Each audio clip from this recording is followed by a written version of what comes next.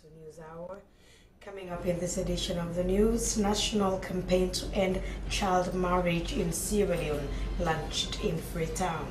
Minister of Work says no mining is happening under the Congo Bridge in Kodu Town. Attitudinal and Behavioral Change Secretariat calls for a speedy investigation of Tuesday's riot in Kamara. And Ministry of Energy, Justice and Finance launched strategy to reduce theft of electricity property. All these stories and more, including business and sports, are lined up in this hour. Stay with me for the next hour. My name is Daphne, Zainab, Kamara.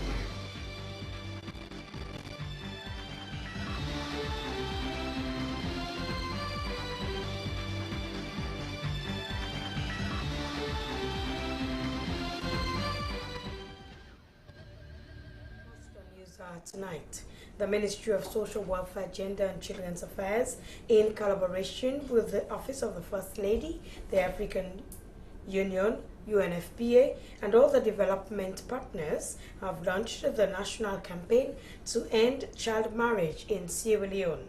The event, which took place at the Bank Complex, Kingdom, had as its theme, End Child Marriage in Sierra Leone for Sustainable Development. Kojo Kwafo reports. On behalf of my president, to officially launch the campaign to end child marriage in Sierra Leone is the 15th member state of the African Union to launch the campaign to end child marriage, following the successful launch by 14 other member states.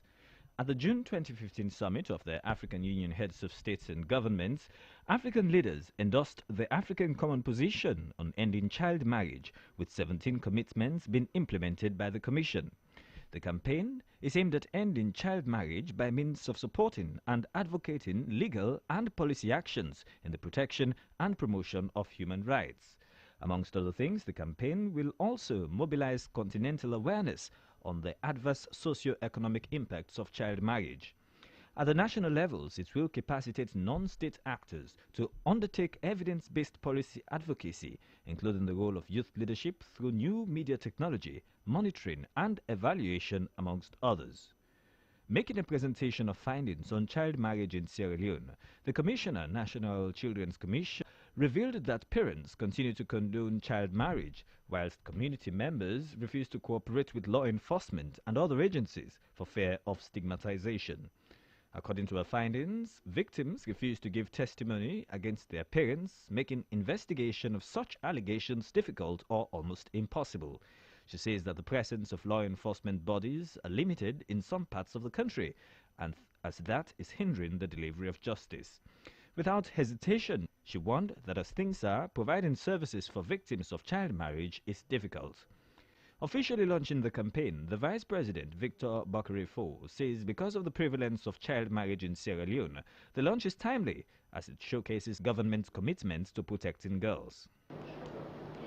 the national theme of the 2015 Day of the African Child, in commemoration of that day, was End Child Marriage in Sierra Leone.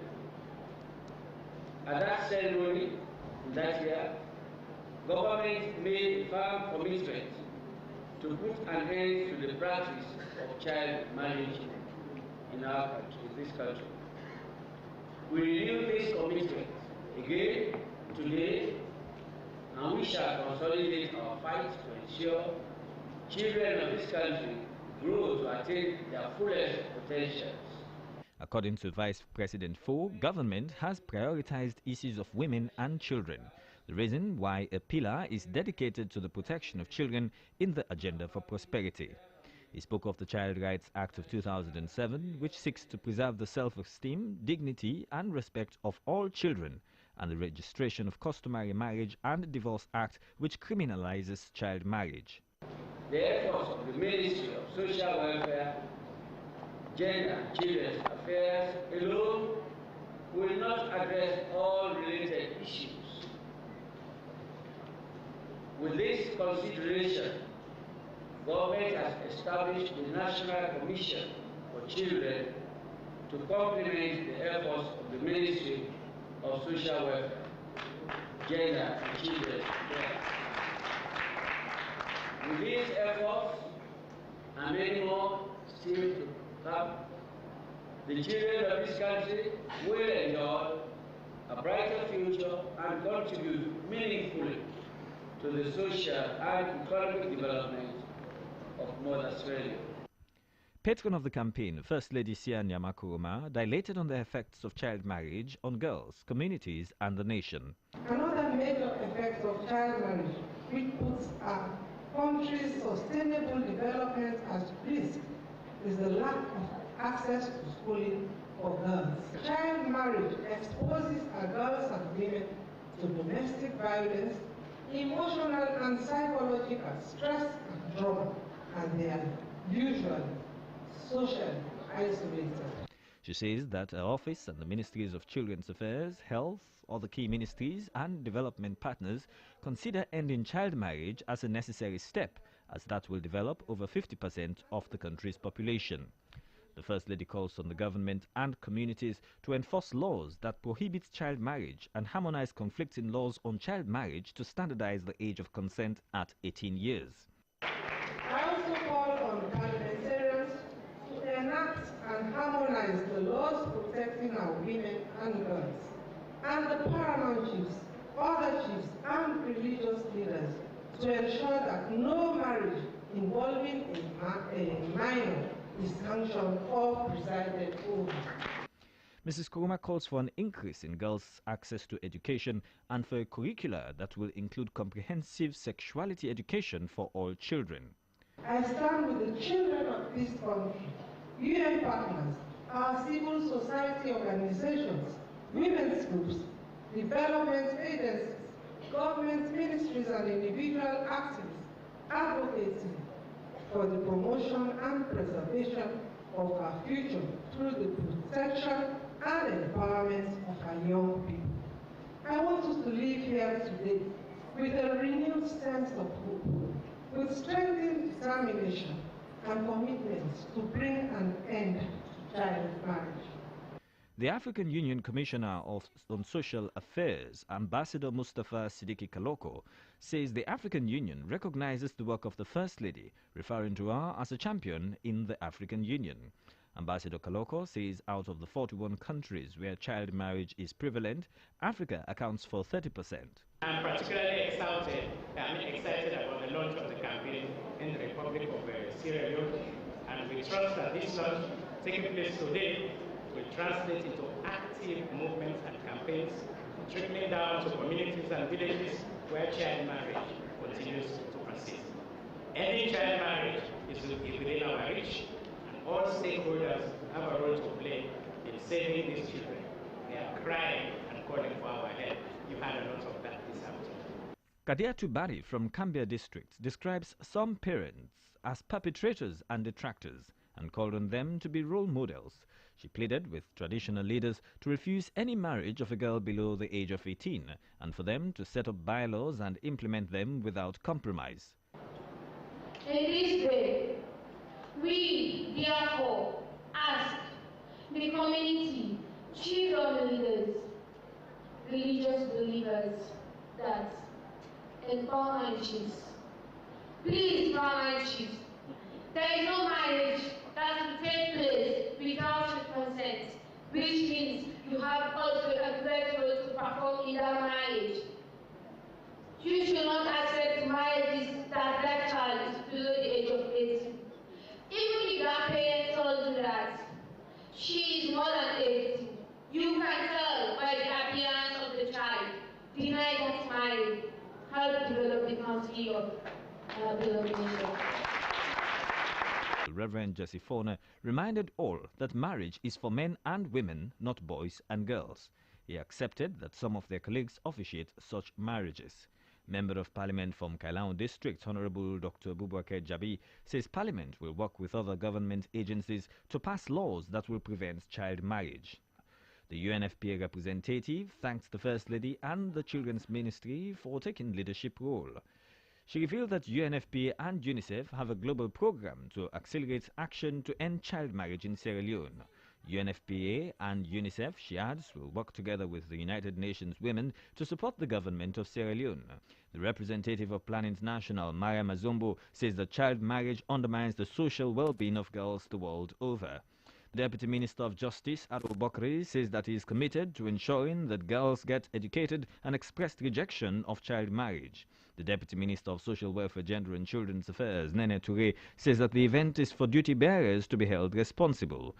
The UN Resident Coordinator, Sunil Saigal, says that child marriage is a human right violation which affects both boys and girls, with girls being the most affected.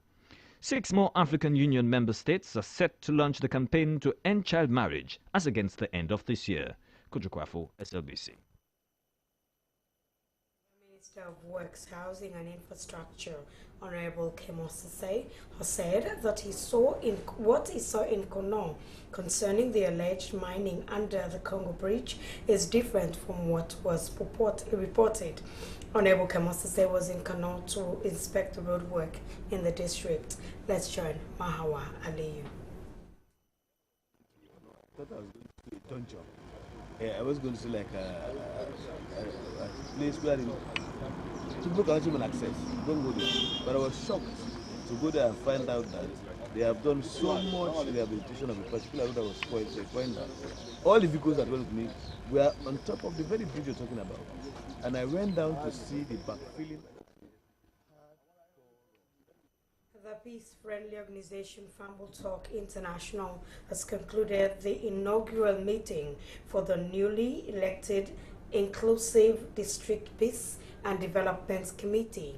The committee is a mechanism for conflict resolution in the Kailaon district. Reginald Strasser King reports. Fatoma, who happens to be the chair of the committee, welcomed the members, underscoring that the executive was elected some 2 weeks ago as a manifestation of the people's confidence in them. But he, however, lamented that the district has lagged behind because of its political activities. He, however, gave the assurance that they will soon surpass their forerunners. Sir Fatoma expressed appreciation for the Fumble Talk ideology, underlining that in the past, things were being done without the consent of the people. Therefore, he called on the people of Kailaon to come on board. Executive Director of Fumble Talk, John Coker, explained that the whole concept of people's planning process was initiated in 2015 in Kailaon district. He says that it was in Koinedugu that it was discovered that there should be a follow-up process, the same as was discovered in Moyamba, though Kailaon opted for a difference. John Coker explained that this was an apolitical development process owned by the people, noting that it was at the meeting that they discovered that there was some unhealthy situation between the paramount chieftaincy and the district council. The solution of that problem was within the mandate of the district executive, which was effectively done successfully. However, he expressed that inasmuch as the process should be owned by the people, it should also be funded by them through the executive.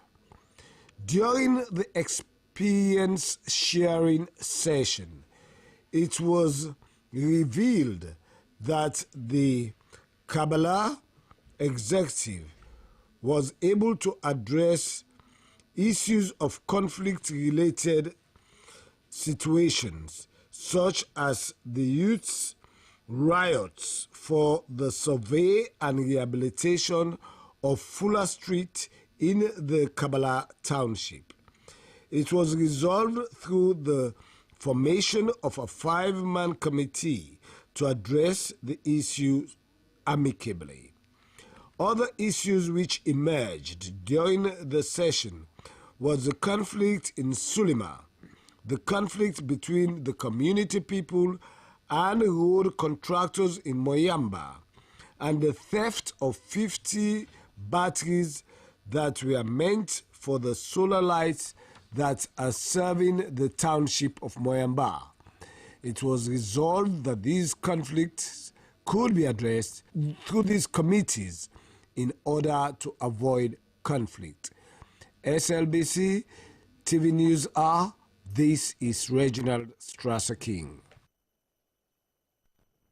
A 24-hour curfew has been imposed by the police at McP involved. 3 people are dead, many injured, and houses burnt down. On Tuesday, youths in the district in Kamara district took to the street in protest against the plan by government to establish component of the youth village in Koinadogu to Tonkolili. They claim that President Nkrumah had promised in 2014 that the center will be built in Koinadogu. The Executive Director, Attitudinal and Behavioral Change Secretariat, has condemned the actions taken by the youths in Kabbalah as negative attitude and called for a speedy investigation. Executive Director, ABC Secretariat, Dr. Ivan Ajibola Thomas, spoke to Alice Mariama Thompson. What we have been witnessing on the social media and filters coming in from the government sources and also from the police. What we know is that there was a riot in Koinadogu district because the youth were claiming that there are plans to relocate their youth village from Koinadogu to Tonkolili in mile 91. The youth farm and youth project has components. You have the agricultural component and the vocational skills training component. Now, what the youths are saying, how can we confirm that they are saying the truth? Filters coming in from the Ministry of Youth Affairs says that there is no relocation. But there is also another issue that they are talking about, adjustment and readjustment of the components within the youth village. So what is actually it? Is it that they are relocating the whole of the youth village to mile 91 in the Tonkolili district, or they are adjusting components of it? This has to come out clearly, because it seems to me that the youths understand or misunderstand the whole issue about relocation or readjustment of the components. But the whole thing boiled down in the loss of life, one, and also the loss of property. That's where we come in now. We are not casting any blame on anybody, because we are insisting, according to your introduction, we are insisting on investigation. Most people are criticizing the police, that there is police brutality, that they use excessive force, that they use maximum force, and instead of using minimum. All of these things are coming out. That is what some schools of thought are saying. The other school of thought, they are saying, well, the youths, what about them? They burnt down about 4 houses.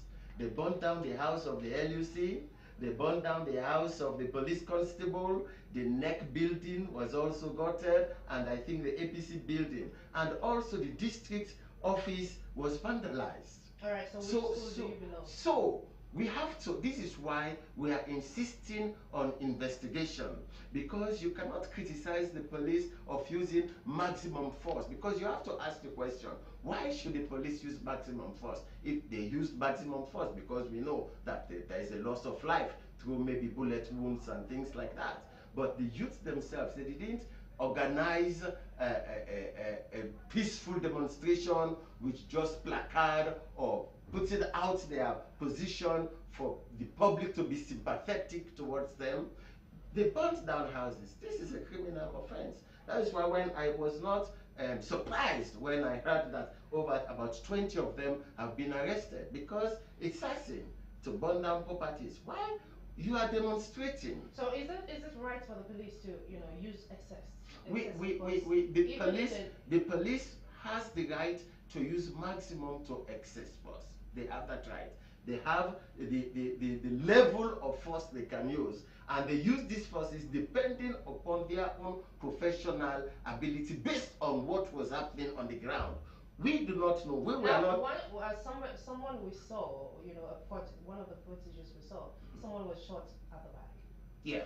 And now that, one can't attack you, turning his or her back against you. Yeah. So how can a police go ahead and shoot someone?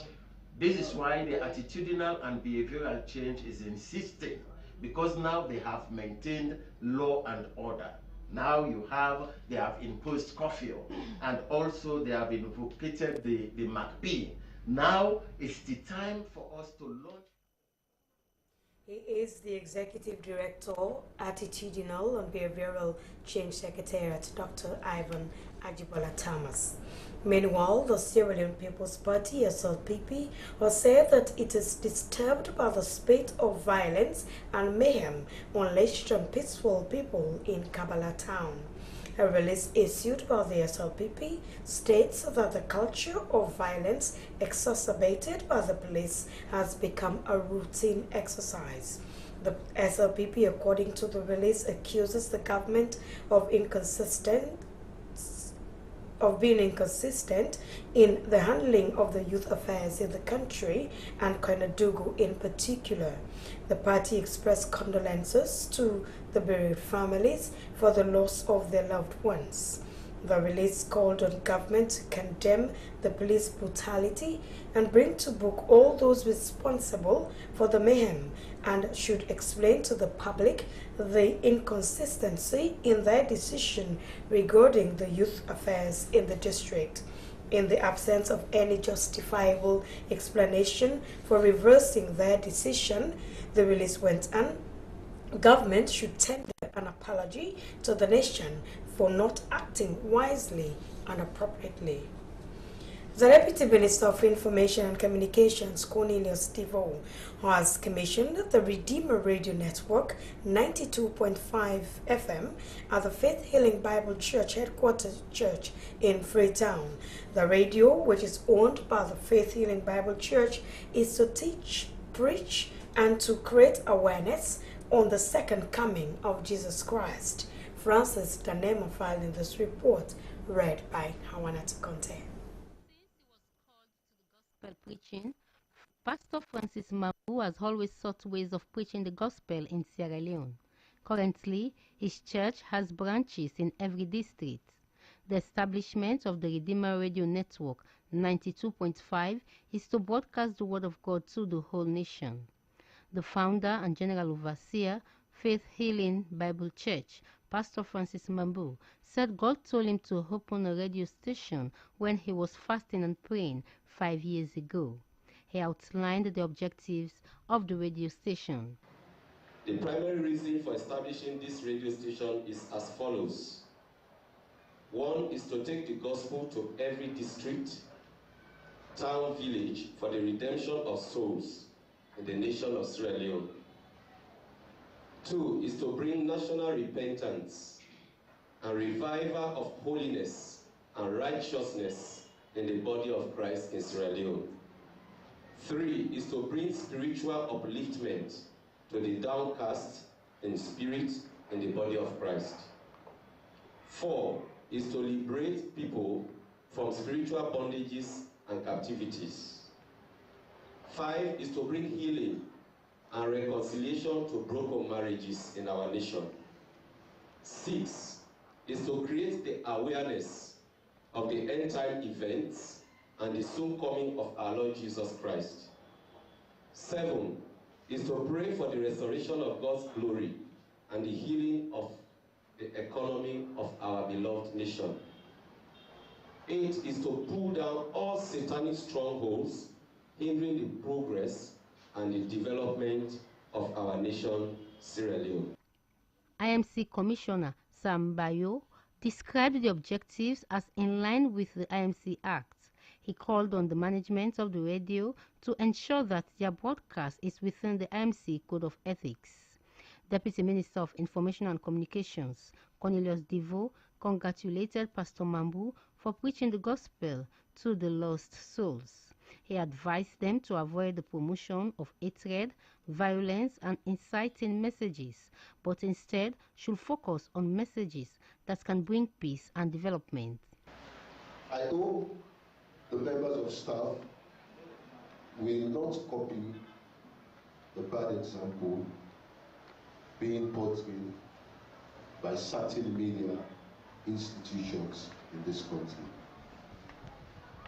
Don't allow your radio station to be used as a conduit to promote hatred, to promote violence, to promote dissension, but rather use your radio station to promote development, to promote the unity of our people, to make this country attractive to foreigners and foreign investors, and to consolidate our peace and democracy.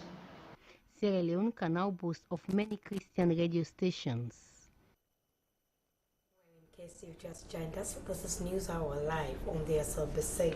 Frabe College has held a ceremony in honor of the team that represented the college at this year's Impact Africa International in Tamale, Republic of Ghana.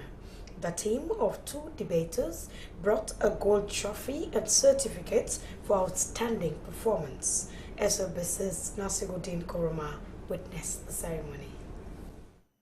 In appreciation of all your efforts and all the strengths that you've gone through, and I do hope that you continue to counsel these ladies and see them through.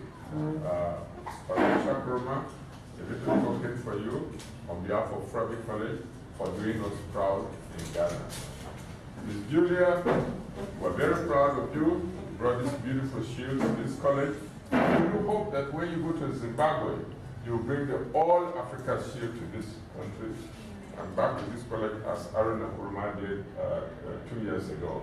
In appreciation of your effort and your brilliance, Frabe College gives you this little token. Julia Mary Bloor, a final year law student, her performance in the competition is a source of joy for the college. She was awarded as the best public speaker and also the 6th best debater of the 2016 edition of the Continental Public Speaking Contest and Debating Championship in Africa. Heading the team was lecturer Teddy Fode Musa of the Peace and Conflict Studies Department, who was also certified for outstanding officiating performance. The team of 2, Julia Mary Bloor and Patricia Koroma, qualified to participate in the All-African Championship final to be hosted in Zimbabwe following regional qualifications. It emerged 9th out of 19 teams in the contest. Deputy Vice Chancellor and Principal of Frabe College, Professor Sir Thomas Kpamanja, commended the team for making the college proud. He said such glory is what they cherish and not cultism or other antisocial behaviors. He promised that the administration will give the requisite support to the team to empower them for the Zimbabwe trip. With recommendation from the team leader, Teddy Fode Musa, the number will be increased from 2 to 4 in order to match up to the other competition. Here is Julia Mary Bloor highlighting the activities of the public speaking contest. The topic I qualified that made me to qualify for the finals was the irony of African unionism. I spoke about how we as Africans keep talking each day about African unionism and yet we don't practice it. And my key example, my case study was Sierra Leone as a country. You know, we are faced with Ebola.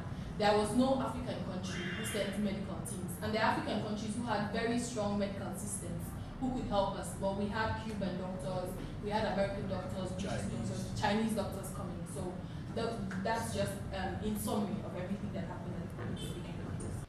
Impact Sierra Leone is an international organization contributing to Africa's sustainable development and also to develop the youth for responsible leadership.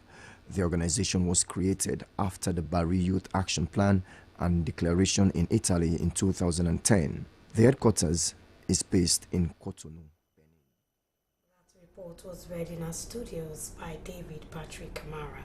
It's now time for the business update. We go over to our business desk.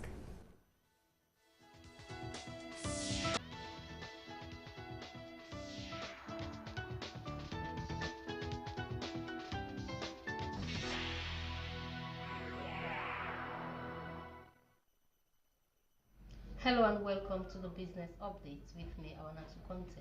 We begin with the foreign exchange rates.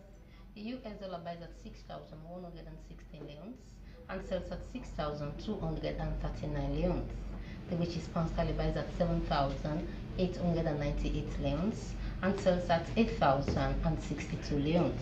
And the euro buys at 6,830 leons and sells at 6,966 leons, courtesy of the central bank. The managing director, Real Power Systems, Harold Samuels, has disclosed to the press that his company has introduced new technology to recycle aged batteries for cars, generators, solar trucks, and streetlights, which help governments in the agenda for prosperity. Here is an highlight of the press conference. We are launching two new products into the Sierra Leone market: battery integrity test and battery generation. We talk about battery integrity testing. Within a pack of batteries, you can have one or two faulty cells. In the past, people will say just change. Now, battery integrity test will allow you to identify a faulty cell which can be replaced or regenerated. For regeneration, when you lose capacity of the battery, we restore the capacity of the battery. So that is the second one. For regeneration, it lasts for 48 hours because it goes through a 5-stage process. Can you please explain these 5 stages? When the battery comes into the workshop, it should be charged. So the first stage is we discharge under controlled environment. That will determine the available capacity. And then we do restoration 1, restoration 2, and then we discharge, and then we equalize. We're talking about lead acid batteries, both wet and dry cell batteries.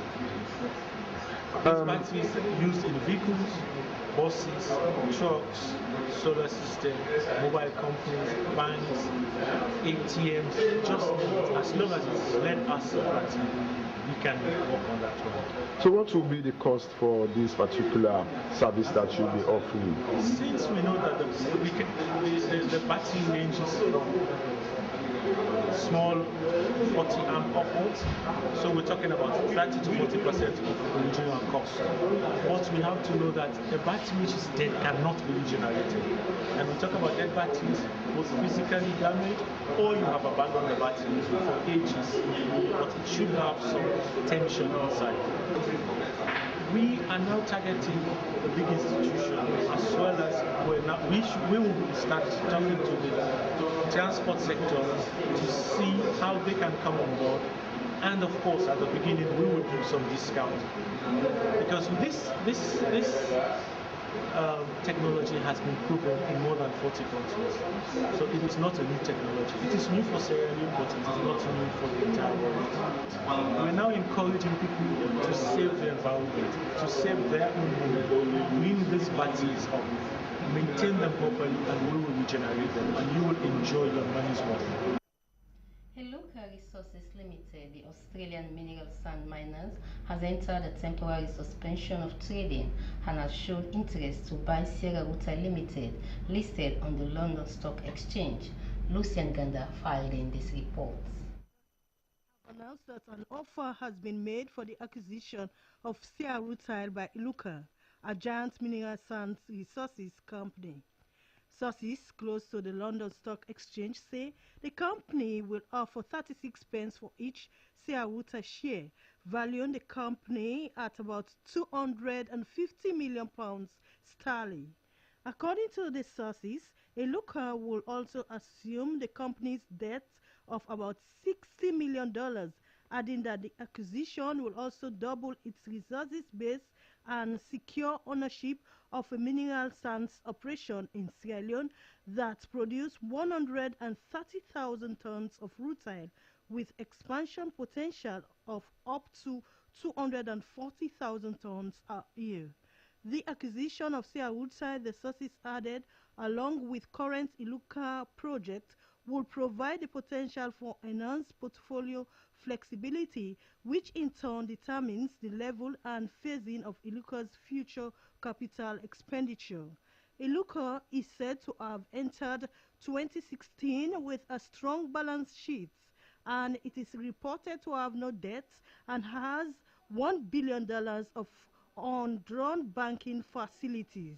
Sierra Rutile has been expanding its operations in the southwest with the aim of becoming the world's biggest producer of rutile, which is used in the pigment industry.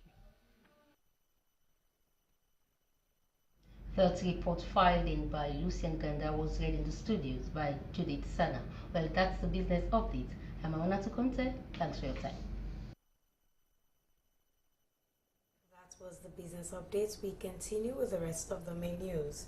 Crown Technical College will hand over certificates to the first students who graduated from the college. According to the Executive Officer of Crown College, Andrew Curtis, over 80 students will receive higher national diploma and higher national certificates. Mama Denke Kanu filed in this report. Officer of the Crown College, Andrew Curtis, the passing higher national diploma course offered at the Crown College is recognized around the world. The Chief Executive Officer says the students will progress in a third-year degree program now that they have completed the HND with universities of Sierra Leone, Nigeria, and India. He adds that the HND program has been designed to prepare students for career success in diverse industry sectors. Programs in the college, he explains, will prepare students to deliver the practical skills, including information systems, engineering, business management, technology, and law. Dr. Curtis calls on the Ministry of Education to offer accreditation to his college as it is contributing to the middle-level manpower. Well, first of all, Crown Technical University College is here to provide opportunities for middle manpower technical training. What we've been doing with the government was to ensure there is a collaboration between the private sector education providers such as ourselves and the government.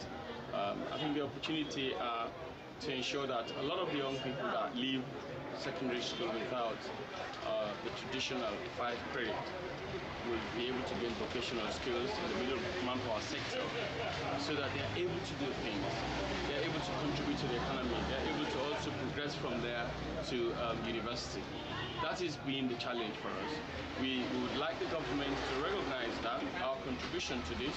We would like the government to be able to support the provision that we are given to these young people. So that there are more opportunities. You open up the sector, more people are able to then develop their potential from there. Consultant Director, Crown College, Emmanuel Stafford, says Crown College started some 3 years back, and this set of HND students is the first batch to graduate from the college. Mr. Stafford adds that vocational and technical education is faced with lots of challenges.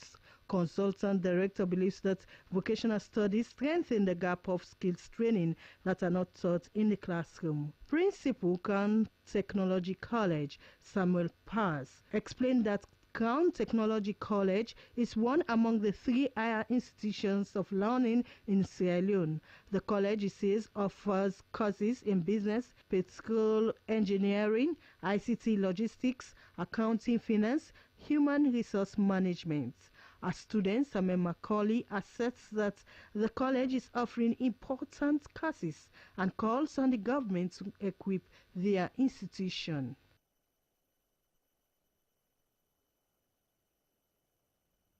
The Ambassador-designate of the Republic of Ireland, Catherine Campbell, has presented copies of her letters of credence to the Minister of Foreign Affairs and International Cooperation, Dr. Samura Kamara.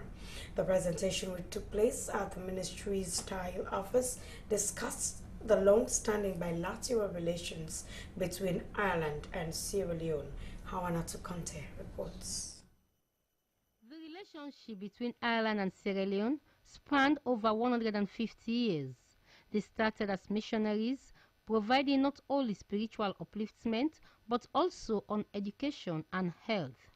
The Irish ambassador-designate, Catherine Campbell, said the embassy is working on building trade links for mutual benefits. She said they will support President Nkrumah's recovery priorities. So we look forward to working with you to further that cooperation. I know you have the agenda for prosperity looking ahead to the achievement of the SDGs to 2030 and more recently the presidential recovery plan. So as I say, our programme will align and support that in as many ways as possible. Madam Campbell spoke of support given to Sierra Leone's development drive and assured our audience of working on the gender and governance sectors of Sierra Leone.